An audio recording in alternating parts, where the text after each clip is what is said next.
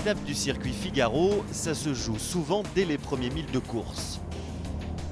Sur des bateaux strictement identiques, autrement dit la monotypie, la vitesse est théoriquement la même, mais les écarts se creusent vite.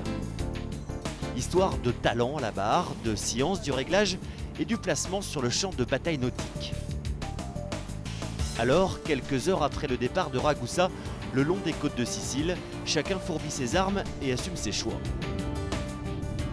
Ça fait partie de notre boulot, c'est d'être capable de rapidement se mettre dans notre rythme, de rapidement se concentrer, de ne pas faire d'erreur sur le départ et pas griller de l'énergie inutilement, parce que c'est vrai qu'on peut se fatiguer énormément dans les premières heures pour des fois, parfois pas grand chose.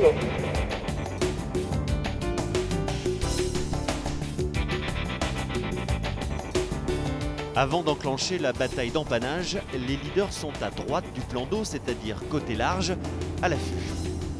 Mais pour rallier Athènes, le terme de la deuxième étape, la route est longue, très longue, près de 1000 km. Voir écrit 430 000 sur le GPS, c'est très rare, il n'y a que sur les transats qu'on voit ça. Faut pas s'emballer et surtout pas croire que c'est dans la poche. Là, bon, je suis content, je suis bien parti, mais je sais que tout reste à faire et il va se passer plein de choses. À la tombée du jour, il se passe des choses en effet, mais surtout côté terre. Au passage du cap Passero, la pointe sud-est de la Sicile, Francisco Lobato a pris les devants et contrôle tranquillement ses adversaires.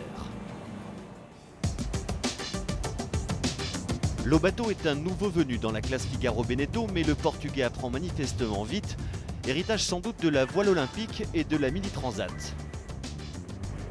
Dans la nuit, le skipper de ROF Tempo Team a sensiblement augmenté son avance, répétant quasiment le scénario de la première étape.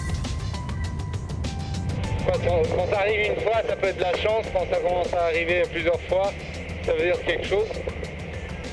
En comparant avec la première étape, c'est beaucoup plus agréable. Donc jusque-là, c'était que du bonheur. Bon, je fais toujours des erreurs. Je continue encore à faire d'erreurs, mais de moins en moins. Et je pense que ça explique là ma régularité un peu plus devant. Gabard, Grégoire, Tabarly, Lunven, Delahaye. Derrière Francisco Lobato, on retrouve la plupart des leaders de la première étape. Jusqu'ici peu en verve, deux redoutables concurrents se sont glissés dans ce premier paquet.